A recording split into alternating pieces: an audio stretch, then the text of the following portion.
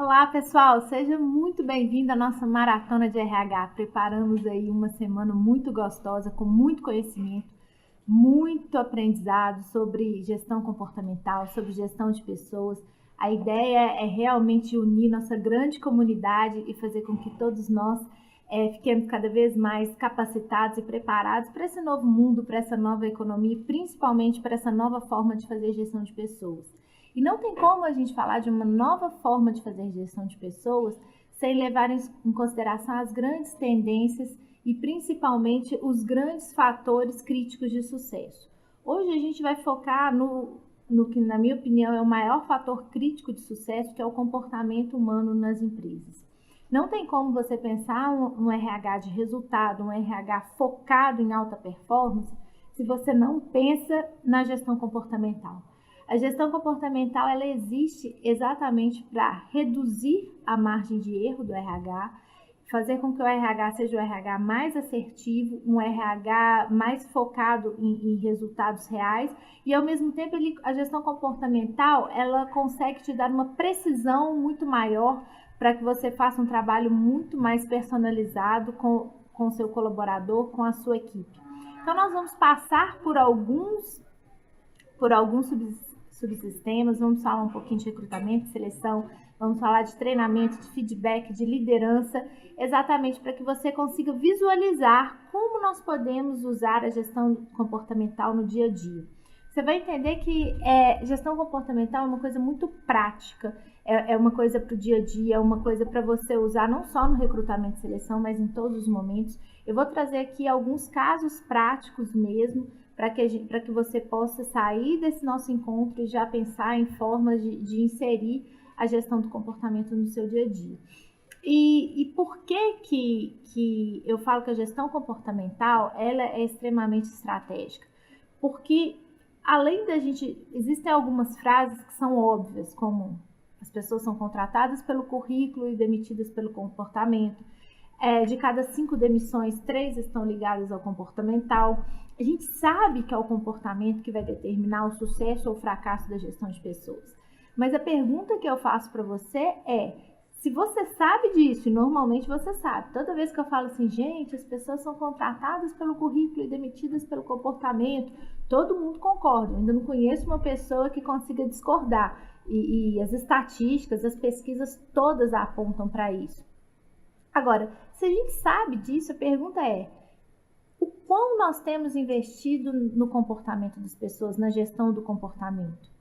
E aí eu te pergunto, o que você tem feito na sua empresa para fazer a gestão do comportamento dos seus colaboradores? Se a gente sabe que esse é um fator crítico de sucesso, quais são os instrumentos, quais são as ferramentas, o que você tem feito, de que forma você tem usado a gestão comportamental no dia a dia? E se você não tem feito nada, não se preocupe. A ideia aqui exatamente é gerar insights e realmente mudar e apresentar uma nova forma de se fazer, tá bom?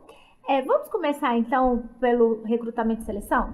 O recrutamento e seleção, ela é uma área muito sensível da gestão de pessoas e ela é a área que vem mudando drasticamente. Quando você acompanha todas as tendências, não só aqui no Brasil, mas fora do Brasil, recrutamento e seleção é a área onde você mais vê o RH passando por uma automação muito forte e mudando a sua forma de fazer. Os processos estão mudando, a forma de se fazer está mudando e mudando muito rápido. Por quê? Porque hoje você consegue alterar drasticamente o resultado do seu processo seletivo. Hoje, se você usar algumas técnicas certas, né, e algumas metodologias, você consegue reduzir em 80% o tempo do seu processo seletivo. E tudo isso de forma automatizada, tudo isso de forma fácil, intuitiva e principalmente usando a gestão do comportamento. Não basta você ter só um RH e ter um RH automatizado. Ele tem que ser automatizado naquilo que é um fator crítico de sucesso. E o que eu vou mostrar para vocês aqui hoje é essa, não só automatização, mas essa forma de fazer levando em consideração o comportamento. Vamos lá? Bom, no recrutamento e seleção, nós temos, deixa eu mostrar aqui para vocês. Nós temos um funil do recrutamento e seleção. Esse é um gráfico, tá vendo? Onde eu tenho os candidatos, onde eu pego cada etapa do meu processo seletivo e eu mostro a importância de cada processo. Nesse funil, eu tenho aqui a primeira fase, é o número de candidatos. Aqui entra a gestão comportamental. Aqui eu tenho uma entrevista com o robô, algumas provas e então a contratação. Então, eu tenho fases do funil onde eu vou cada vez mais eliminando para ter o melhor candidato para a vaga desde o início. O que eu trago aqui, que a gestão comportamental ela é muito importante e ela é extremamente eficaz. Eu vejo muitas pessoas usando análise comportamental ou até alguns testes de perfil comportamental, mas eles usam nesse momento, normalmente eles usam no final, né? Eu rodo meu processo de forma tradicional, eu leio todos os currículos, eu realizo dinâmicas, eu faço uma entrevista e só depois eu faço análise comportamental. Funciona? Ok, funciona. Mas nesse momento você está usando a análise comportamental só para validar ou não um feeling, um sentimento que você teve ao longo do processo. Se você coloca a gestão comportamental no início do seu funil, logo após, antes mesmo até de leitura de currículo, é nesse momento que você consegue reduzir drasticamente o número de candidatos com um nível de precisão muito grande, porque você tem um critério absolutamente confiável para eliminar a maior parte das pessoas no processo seletivo. Então, esse momento onde você coloca a gestão comportamental no início e não no final, você aumenta demais a sua assertividade, porque você pode, cada etapa do processo seletivo, você vai perdendo candidatos ao longo do caminho e você concorda comigo que cada momento, se você não usar os critérios corretos e não usar a técnica certa, os melhores candidatos ficam para trás. E é isso que a gente não quer. A análise comportamental, ela é muito confiável. Por exemplo, a nossa ferramenta, ela tem 97,7% de acuracidade, isso validado pelas principais universidades do Brasil, USP, UFMG. Então, é uma ferramenta extremamente científica e confiável. Então, vale a pena você colocar esse critério logo no início. E o que você ganha com isso? Você vai ler muito menos currículos, você vai ter a taxa de sucesso, tá vendo? A taxa de sucesso do seu processo seletivo aumenta muito, porque você já no início eliminou uma subjetividade muito grande. Obviamente que depois, com as pessoas que têm o perfil certo, você vai aplicar algumas provas, se você achar que precisa, você vai ler o currículo. Mas aí você vai me perguntar assim, Mônica, eu não tenho que ler currículo antes, eu não tenho que aplicar uma prova técnica? E eu te falo por experiência, a pessoa pode ser PhD, pode ser a melhor pessoa tecnicamente. Se ela não tiver o comportamento correto, ela não vai entregar nada do que ela coloca no currículo, nada. Então, a pessoa certa no lugar errado, ela pode ter o conhecimento técnico que for, ela pode ter a qualificação que você quiser, ela não vai entregar. Você pode buscar ela em Harvard, você pode buscar ela em Stanford, onde for.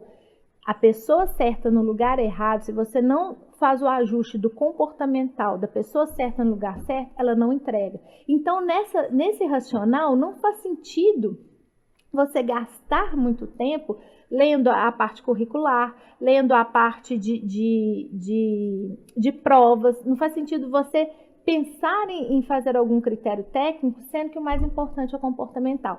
Então, eu recomendo fortemente que você coloque o comportamento logo como primeiro crivo, primeira parte do processo seletivo. Aí você deve estar pensando assim, mas Mônica, isso aumenta muito o custo.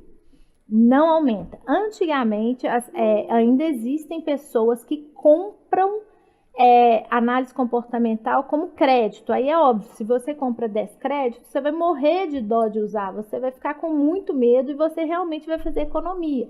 É por isso que a grande maioria dos RHs usavam a análise comportamental no meio ou no final do processo. Mas aqui na Solids a gente acabou com esse modelo exatamente porque nós queremos que as pessoas usem da forma que dá mais resultado. E a forma que realmente entrega um grande resultado é no início do processo. Dessa forma, você não precisa pensar em economizar. Você vai mandar o questionário de análise comportamental para todos os seus candidatos logo no início. E aí, então, você já vai fazer todo o processo, todo o filtro, todo o processo direitinho, sem nenhuma interrupção. Uma coisa muito importante também, que a gestão comportamental no processo seletivo, ela contribui demais, é a questão de você fazer a análise da equipe. Você desenhar muito, antes mesmo da análise da equipe, você fazer a análise certa das competências que você precisa para aquele cargo. E aí a gente tem duas formas que você pode fazer. Eu recomendo que você faça a análise considerando a performance das pessoas do seu time. Então é muito interessante que você mapeie o seu time, identifique quem são as pessoas que têm alta performance e aí você pega o padrão do perfil comportamental dessa pessoa. Vou dar um exemplo aqui muito prático para vocês, tá? Para vocês verem aqui. Tá vendo? Nessa tela aqui, eu fiz uma seleção, obviamente que fictícia, de todas as pessoas que têm alta e baixa performance, tá vendo? Eu separei essa população aqui pela performance dela. E aí, automaticamente, eu gero um gráfico, um Analytics aqui, com várias informações sobre essa população. Então, aqui, ó, eu tenho algumas informações interessantes no processo seletivo. O nível de energia, né? Como que está o nível de energia das pessoas de alta e de baixa performance. Aqui, por exemplo, eu tenho um indicador, olha, colaborador por sexo. Claramente, nessa população que eu marquei aqui, eu recomendo contratação do sexo feminino. Isso aumenta a minha chance de ter pessoas em alta performance. Eu tenho algumas recomendações de contratação também por escolaridade, tá vendo? Eu mapeei os alto performance e aqui eu descobri, olha o que o Analytics está me mostrando, que as pessoas de alta performance para essa vaga, todas têm pós-graduação. E as de baixa performance, todas têm só média incompleta. Então, eu já sei que no próximo processo seletivo, eu só vou selecionar pessoas com pós-graduação. Isso aí são alguns analytics mais técnicos, mas eu quero mostrar para vocês esse aqui, ó. E aqui tem várias informações que o Analytics me entrega, mas eu queria mostrar para vocês esses aqui, ó, que são as competências. Esse é o momento onde eu vou definir quais são as competências que eu vou buscar lá fora. Não adianta eu buscar um candidato se eu não tenho clareza de como esse candidato deve ser. E uma das formas de eu desenhar, de eu analisar o perfil comportamental dele ideal, qual que é o perfil ideal para a vaga? É exatamente aqui, ó. Tá vendo que para esse caso, aqui, essas competências aqui são as competências que eu preciso. Pessoas de alta performance neste cargo têm essas competências muito bem desenhadas. Então, é fácil. Eu venho e faço essa validação. E é interessante que esse processo, ele é muito objetivo, porque eu posso, por exemplo, analisar aqui, ó. Eu posso fazer uma comparação, inclusive, com o perfil. Eu posso pegar, por exemplo, uma das formas que é bastante eficaz, é exatamente eu pegar as pessoas, pegar um excelente colaborador, vou dar um exemplo. Eu tenho um líder,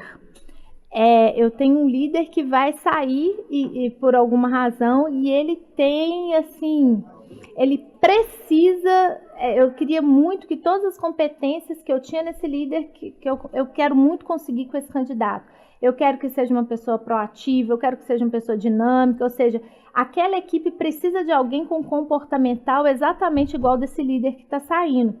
Então, é muito importante que eu faça uma comparação, que eu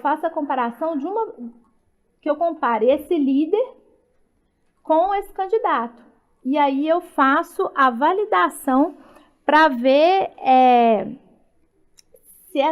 se está alta, média ou baixa. Opa, deixa eu pegar aqui. Opa, comparei uma pessoa com a mesma.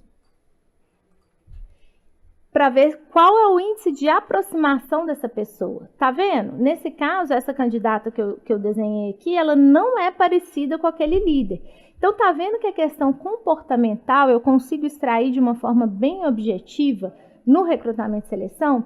E isso, gente, eu estou mostrando esses gráficos, essas informações para vocês, porque a mensagem é: gestão comportamental, ela pode e ela deve ser muito objetiva. Ela precisa ser, no processo de recrutamento e seleção, ela precisa ter objetividade, ela precisa ser mensurável, ela precisa ser realmente gerenciada em cada etapa, porque é exatamente isso que vai aumentar o índice de acerto da sua contratação.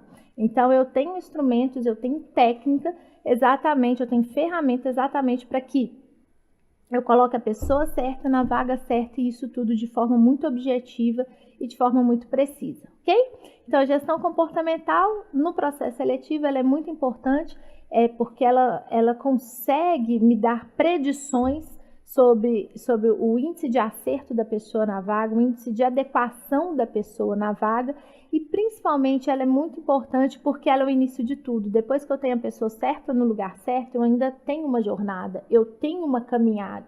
Uma das coisas que eu falo sempre é que não faz sentido você pensar no comportamento das pessoas só no processo seletivo e não conduzir as pessoas na jornada para o colaborador. Você tem que caminhar em todas... Você tem que caminhar em todos os processos, no dia a dia. De nada adianta você fazer um processo seletivo primoroso, um processo seletivo perfeito, se você não dá feedback, se você não faz os outros deveres de casa, né? Então, aí a gente entra na segunda fase, que é feedback e desenvolvimento de equipe. Se a gente quer reduzir a rotatividade, se a gente quer realmente manter aquele excelente candidato que eu consegui trazer, então o que eu preciso? Eu preciso fazer com que essa pessoa na minha empresa alcance o melhor resultado no menor tempo possível. Então eu preciso dar o quê? Feedback. E como que eu uso a gestão comportamental para dar feedback? A gente sabe que nenhuma pessoa é igual a outra. As pessoas são motivadas de forma diferente. Essas pessoas, elas reagem de forma diferente a um feedback, elas reagem de forma diferente à pressão. E a gestão comportamental, ela faz exatamente isso. Ela consegue te entregar insumos para que você, de forma especializada, você consiga... Você tem lá 1.000 funcionários, 2.000 funcionários, mas você tem informações sobre cada um. Você consegue fazer uma gestão de pessoas personalizada. E quando você tem a gestão comportamental, quando você conhece o comportamento das pessoas, você pode adotar estratégias e abordagens diferentes. Então, a forma como você, por exemplo, vai abordar, né? Falando rapidinho dos 4 perfis, né? Eu tenho perfil executor, comunicador, planejador e analista. Hoje não tem como a gente falar um pouquinho sobre perfis, depois se você quiser a gente manda um material para você estudar, mas basicamente são grupos diferentes. Então, por exemplo, o executor, que é uma pessoa mais objetiva, é uma pessoa mais direta, ela não vai gostar de um feedback, por exemplo, que você vai dar muito indireto, porque pessoas diretas precisam de um feedback mais direto, de um feedback mais honesto e dinâmico. Com um grupo de pessoas, com um executor, por exemplo, você pode ser uma pessoa, você pode dar um feedback mais duro, né? Porque são pessoas que gostam de trabalhar sob pressão, que resistem. Agora, você tem um grupo, você tem um perfil, por exemplo, planejadores e analistas, são pessoas que precisam de uma abordagem diferente no feedback. São pessoas que você precisa ouvir, gastar mais tempo. Então, você como gestor, você como líder, você tem que adotar a sua estratégia. Você não pode ter uma linguagem só. Você tem que ter uma linguagem de acordo com cada perfil comportamental. E isso muda muito o resultado no dia a dia. Quando você conversa com cada perfil de acordo com as características que ele tem, isso faz muita diferença. Por exemplo, um comunicador, ele precisa de energia, ele precisa de relacionamento. Então, vale uma abordagem mais informal, uma abordagem mais calorosa para quem tem o perfil comunicador muito alto. Se você tem um perfil mais analista, aí vale você ter um feedback mais estruturado, mais formal, mais baseado em fatos. Então, as pessoas reagem de forma diferente. Agora, isso também, essa questão do desenvolvimento de equipes, é muito importante a gente ter um mapeamento do grupo. É importante você conhecer. Muitas vezes você é líder de 10, 20 pessoas. Essas pessoas, como elas reagem? Esse grupo é um grupo mais informal, é um grupo mais formal, é um grupo que gosta de trabalhar mais com processo, menos de processo. A partir do momento que você faz um mapeamento comportamental e você conhece a sua população, você pode direcionar melhor o seu discurso, você pode direcionar melhor as tarefas, a forma como as tarefas são dadas faz toda a diferença. E você consegue, então, melhores resultados exatamente porque você personalizou, você conseguiu tratar cada pessoa com a sua individualidade. Aqui na Sólides, a gente gosta muito que as pessoas tenham acesso ao resultado do seu perfil comportamental exatamente como uma forma de feedback, delas entenderem seus pontos fortes, delas entenderem como elas podem evoluir, quais são os pontos a desenvolver, e tudo isso do ponto de vista comportamental. Isso é muito bacana, porque quando essas coisas são faladas e são faladas o tempo todo, você gera uma maturidade nos relacionamentos e você consegue gerar também um engajamento das pessoas. As pessoas sentem que estão crescendo naquele ambiente, elas sentem que estão evoluindo, e evoluir é muito importante. E aí, quando a gente fala de feedback, a gente fala de dar um retorno para as pessoas, uma das coisas que a gente recomenda e que a gente incentiva muito aqui dentro é a questão do feedback honesto e do feedback em tempo real. Aqui não existe um dia, uma hora para se dar feedback. Aqui, quando a gente observa alguma coisa, algum ponto que a gente precisa corrigir ou que a gente precisa reforçar, a gente procura fazer isso no menor tempo possível, exatamente porque isso ainda está fresco na memória da pessoa. Então é importante que o feedback não seja um evento, mas seja uma cultura, isso faça parte da cultura, isso faça parte do dia a dia das pessoas. Outro ponto muito importante em relação à gestão comportamental é a questão do treinamento. O treinamento, gente, nós sabemos que as pessoas, elas reagem de forma diferente e elas também aprendem de forma diferente. Então, por exemplo, quando eu falo de treinamento, eu pressuponho, eu estou aqui na Sólidos, tenho lá 100% dos funcionários. Eu não posso pressupor que todos vão aprender da mesma forma. E se eu sei que as pessoas aprendem de forma diferente, por que a gente dá o treinamento sempre igual para todo mundo? Então, uma provocação que eu quero fazer para você divida as pessoas de acordo com um perfil comportamental também para aplicar treinamento. Primeiro, porque quando os treinamentos que são mais focados para o comportamento, quando você faz um mapeamento, automaticamente você separa o grupo que realmente precisa desenvolver certas competências do grupo que não precisa desenvolver. Então, você tem uma economia de tempo e de investimento mesmo no treinamento. Você consegue ali mapear, quando você faz um mapeamento comportamental, você tem ali automaticamente o gap de cada um e você pode dar um treinamento mais personalizado. Agora, eu vou dar umas dicas rápidas aqui de como você pode potencializar o treinamento por perfil, como que cada perfil tem o seu treinamento potencializado. Então, por exemplo, o primeiro grupo de perfil, que é o grupo dos executores, você consegue com esse grupo, ele é um grupo que gosta de desafios, que tem uma velocidade muito grande. É muito importante que você use o conceito de gamification para estimular esse grupo a treinar, porque é um grupo que quer resultado, quer tudo rápido, é um grupo que gosta de escalar, é um grupo mais ambicioso, aquele grupo que quer pular de fase, vencer fases o tempo inteiro. Então, para essa população, que é a população dos executores, é muito importante a questão do gamification, do dinamismo, treinamentos práticos. Então, executores não gostam de coisas muito teóricas, então uma coisa mais prática.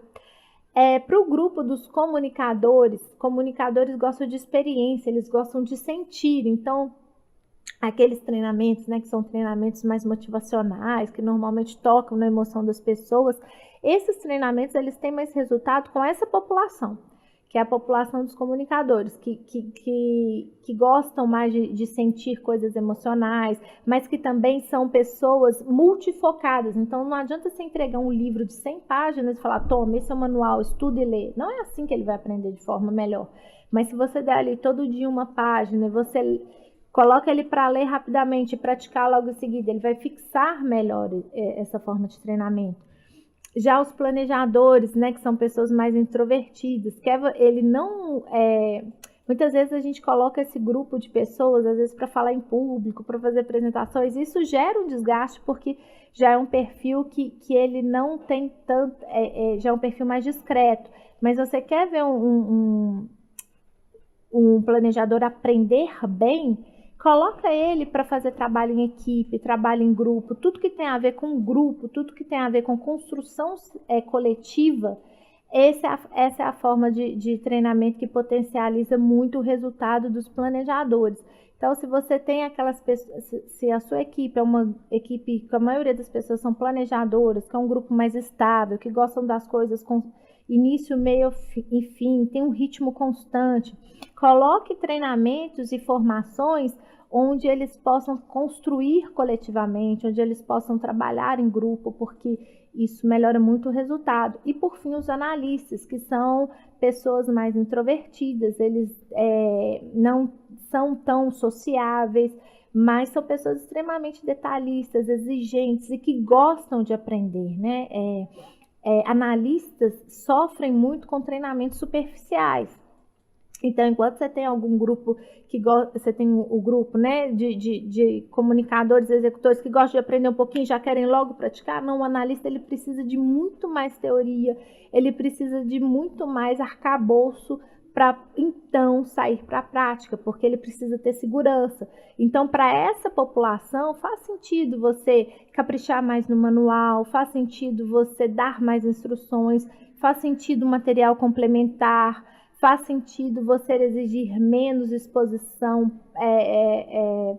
dinâmicas de grupo e um processo de aprendizado mais individualizado. Isso potencializa o resultado do analista. Eu falei aqui rapidamente porque hoje o nosso objetivo é passar por alguns pontos principais onde eu vejo que a gestão de pessoas, a gestão comportamental, ela contribui, mas depois também eu posso deixar alguns materiais para que a gente aprofunde nisso, nesse aprendizado, como que cada perfil aprende melhor. Mas isso é só para a gente pensar a forma como a gente tem dado o treinamento. Do ponto de vista comportamental, entender que cada pessoa aprende de um jeito. Lá no ensino, nas escolas, as escolas já estão acordando para uma coisa que a gente chama de ensino adaptativo, né? Então, a sala de aula ela já está sendo reconstruída exatamente para olhar a individualidade, para olhar realmente como que cada pessoa funciona. Isso já tem acontecido na área de ensino, inclusive com as competências socioemocionais para os alunos, né, para os jovens, e para o ambiente corporativo isso também faz sentido. Um ensino adaptativo, um ensino onde você leva em consideração como cada pessoa aprende melhor, isso potencializa muito, além de reduzir custo e você aumenta a eficácia de treinamento. Porque quer jogar dinheiro fora é pegar um treinamento que é uma metodologia de ensino que é própria para o analista e entregar para um comunicador. Essa é a melhor forma da pessoa não performar bem, dela reter pouco conhecimento e dela não evoluir. E aí ela não sente que está no lugar certo, mas você também ter esse cuidado de entregar para ela um treinamento com a melhor abordagem, isso também ajuda a potencializar o resultado. Ok? Vamos falar um pouquinho, então, também de cultura. Cultura é um ponto muito importante. A gente precisa pensar que cada vez mais a cultura tem sido o fator primordial de retenção e realmente de desenvolvimento das pessoas na empresa. Não adianta nada eu pensar em benefícios, não adianta nada eu pensar em remuneração, se eu não pensar na cultura da minha empresa, se eu não pensar na cultura como um fator de retenção. As pessoas ficam 8, 10, 12 horas no ambiente de trabalho. As pessoas às vezes ficam mais tempo com seus colegas de trabalho do que com a sua própria família. Não, cada vez mais, não faz sentido elas permanecerem tanto tempo num lugar onde aquilo não diz nada sobre os seus valores, sobre o seu comportamento, onde aquilo ali não representa parte de quem ela é. E é por isso que cada vez mais a gente tem falado de propósito, a gente tem falado de realmente de colocar sentido no mundo do trabalho. Isso é muito legal. Mas a gestão comportamental, ela atua muito fortemente na formação da cultura. Você sabia disso?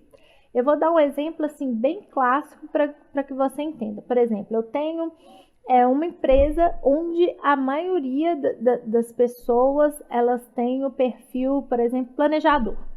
Então, são pessoas mais estáveis, pessoas que gostam de começar e terminar as coisas dentro de um planejamento.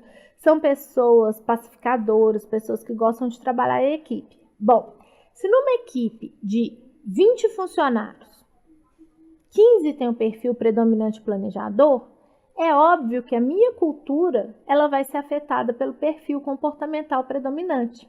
Então, uma das coisas que eu vejo, às vezes as pessoas querem fazer match cultural perguntando assim, você gosta de trabalhar de bermuda? Você gosta de ambiente formal ou informal? Ok, essas são informações legais, válidas. Mas você quer pegar fit cultural para valer, fit cultural na raiz, em profundidade, entenda qual o perfil predominante do grupo. Vou dar outro exemplo. Se você tem por exemplo, nessa população que tem um perfil predominante de 20 pessoas, 15 tem um perfil predominante planejador. Aí você contrata um novo gestor para cuidar dessas pessoas. Aí você vai lá e contrata um executor que gosta de resultado, de tudo muito rápido, que muda tudo o tempo todo, que é muito agressivo com metas, que preza mais pela individualidade, pela coletividade.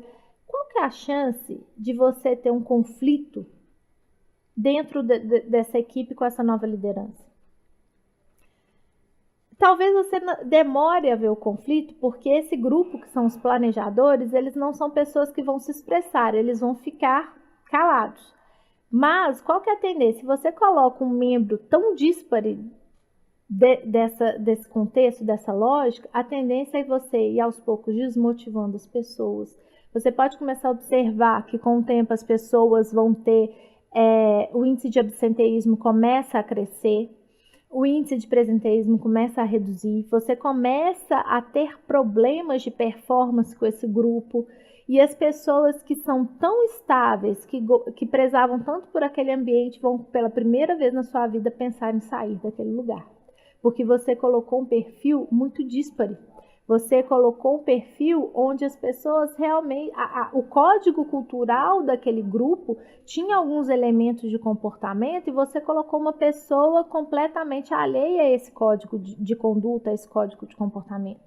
Quando a gente fala de cultura, a cultura ela parece uma coisa muito abstrata, mas na verdade ela é bem tangível. Cultura é a razão pelo que você promove ou demite as pessoas.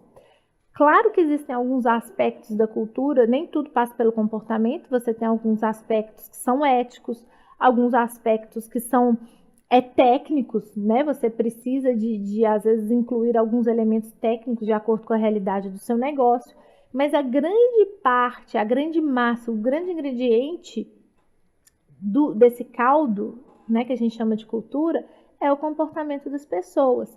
E aí você precisa começar a analisar. A pergunta que eu faço para você é: comece a pensar qual é a cultura que você quer para sua empresa, ou para o seu departamento, ou para o seu grupo. Então eu quero eu quero uma cultura informal, com pessoas criativas, onde as pessoas se sintam à vontade, onde o horário é flexível, onde as pessoas consigam trabalhar unindo diversão e trabalho. Ok, então você precisa fazer uma análise comportamental das pessoas que dão conta desse tipo de conduta dentro do ambiente de trabalho. Isso passa tudo por comportamento. Se você tem uma população onde as pessoas são extremamente formais, onde elas precisam de regras, para seguir e desempenhar suas funções. Onde elas gostam de conformidade, não adianta você comprar uma sinuca, um ping-pong e falar assim, agora somos informais, agora temos um estilo leve, despojado. Não. Você só consegue implantar a cultura que você quer na sua empresa observando as características comportamentais das pessoas que estão com você. Elas precisam dar conta disso.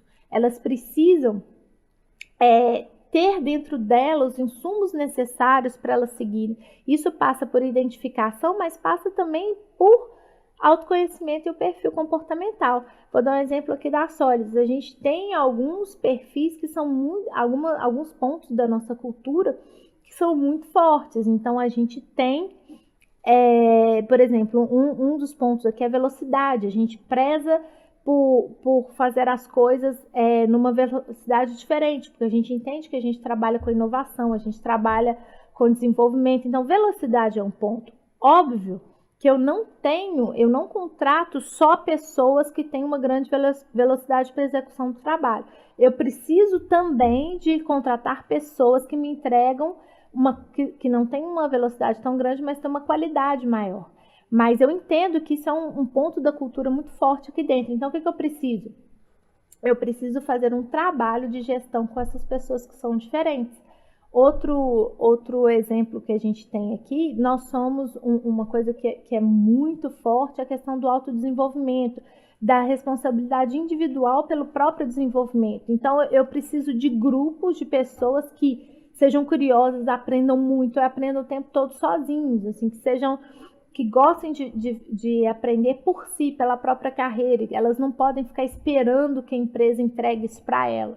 Isso é um ponto muito forte da nossa cultura. Mas eu preciso, hoje, quase 75% da minha equipe tem no perfil comportamental elementos que corroboram para esse tipo de elemento da cultura. Eu tenho pessoas que realmente gostam, por comportamento, são mais autossuficientes, são mais independentes, são pessoas que não esperam o resultado, são mais proativas. Ou seja, eu precisei fazer uma contratação estratégica para adequar esse elemento que é tão importante da nossa cultura.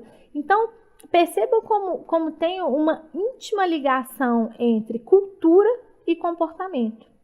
A cultura que você quer para a sua empresa, ela só vai se materializar se vocês contratar as pessoas que dão conta de seguir e de viver e de sentir essa cultura.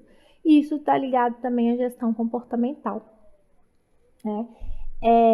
E esse é um ponto muito interessante. As lideranças precisam estar atentas a isso.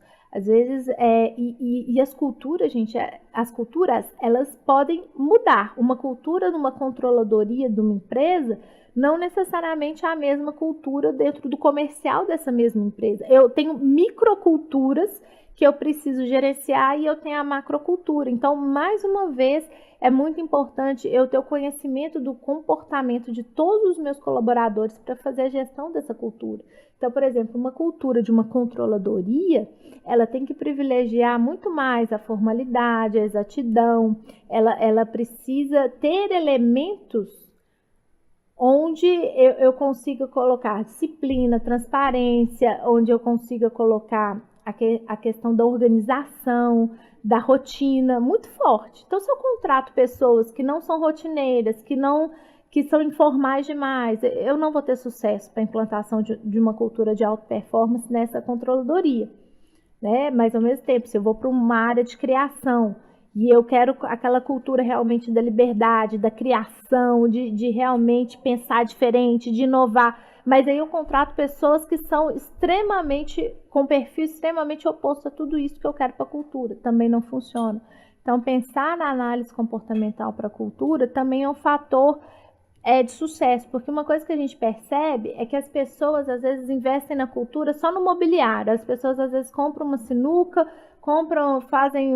pintam a empresa de colorido e falam assim, isso é uma cultura organizacional. Não. A cultura ela tem que estar atrelada à estratégia de desenvolvimento da empresa, ela tem que estar atrelada ao negócio e ela tem que estar atrelada ao comportamento dos colaboradores. É uma grande teia onde tudo está entrelaçado e, como sempre, o comportamento ele permeia todos esses pontos. Bom, já avançamos na nossa hora. Eu acho que hoje foi uma abertura mais generalista. Eu falei rapidamente sobre alguns pontos onde você pode pensar a gestão do comportamento na sua empresa, onde você pode pensar a gestão do comportamento como líder, ou como RH, ou como colaborador. São pontos onde você pode pensar diferente. Eu vou disponibilizar também materiais para que você consiga se aprofundar em cada tópico, e os nossos próximos encontros serão temas mais específicos, e aí você vai conseguir realmente aprofundar mais em recrutamento e seleção, liderança. Hoje foi mais uma introdução. Se você que tiver alguma dúvida, quiser deixar algum feedback ou quiser saber mais sobre algum ponto, eu estou deixando esse número, pode falar com a gente pelo WhatsApp, eu estou à disposição, pode entrar no nosso site, tem muito material sobre tudo isso que a gente conversou, mas eu vou separar também o material para reforçar os pontos que foram falados aqui. E eu te agradeço demais pela sua companhia, te agradeço muito por essa caminhada, te desejo uma excelente maratona, né? E nós vamos responder algumas perguntas? Eu já estava despedindo, gente, esquecendo das perguntas. Vamos lá. A primeira pergunta é da Raquel. Ela pergunta: no processo de gestão diminuímos a quantidade de candidatos, mas e o custo do processo? Ele cai também. Quando você no processo seletivo, você põe gestão comportamental no início, e aí você tem que ver, por exemplo, na nossa metodologia, a gente não cobra por teste, então você usa livremente, então você não tem aumento de custo no processo seletivo, não. Você reduz o tempo, aumenta a assertividade e você não tem aumento por causa da análise comportamental. Consequentemente, o custo total do seu processo seletivo cai porque você vai reduzir muito o volume de currículos e de tudo nas etapas. Então, você tende a gastar muito, muito menos hora homem, hora mulher. Então, o custo cai, ele não aumenta não. Tem mais uma pergunta aqui da Andréia. Ela pergunta: aplica-se teste antes mesmo de analisar o currículo? Ótima pergunta. Eu aplico. Sabe por quê? Porque ler currículo é muito demorado. Ler currículo é um ponto onde você pode se perder. As pessoas costumam não ser muito... O índice de, vamos dizer assim, inverdade nos currículos, ele é muito grande. Ou seja, o currículo ele é um processo que precisa de uma validação. Então, eu prefiro fazer a gestão comportamental em primeiro lugar, porque aí você tem um processo mais científico, mais confiável, com índice de assertividade maior. Eu parto do processo onde o índice de assertividade é maior para ir então onde o índice de assertividade é menor, né? Então, sim, eu faço a análise comportamental primeiro. Óbvio também, gente, que alguns cargos, se são cargos onde o rigor técnico é muito grande, você não precisa fazer isso, ok? Mas eu faço muito isso, por exemplo, para vagas comerciais, vagas de atendimento, vagas de suporte. Agora, óbvio, quando são cargos mais especializados do ponto de vista técnico, aí eu não faço não. Outra coisa que você pode fazer também é porque a gente tem que pensar que existe um ajuste entre demanda e oferta. Então, se você tem uma vaga com muitos currículos, você pode aumentar o rigor da sua régua comportamental. A gente consegue ali, tem uma reguinha de forma automatizada, você pode fazer um desenho do comportamento que você quer e você pode aumentar o rigor, aí você reduz mais o número de currículos. Se o seu volume de currículos não está tão grande assim, você pode ir abrindo o leque. Então, você tem a flexibilidade também de aumentar o rigor.